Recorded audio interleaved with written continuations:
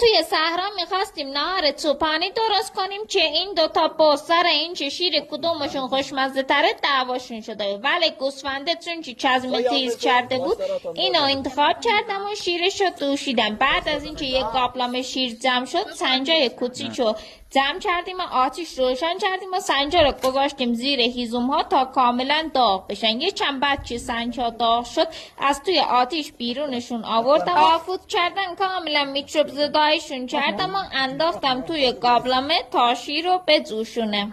وقتی که شیر به نقطه جوش رسید سنجا رو بیرون آوردم و با دستمال در نقش صافی شیر رو تمیز کردم. چند تا هم قند ریختیم توش و با لواش به عنوان نهار خوردیم. داشتم دنبال آب میگشتم تا استکانا رو بشورم که دیدم این دوتا هنوز سر این که شیر کدوم خوشمزه تره دعوا داشتن. یه کم آب پیدا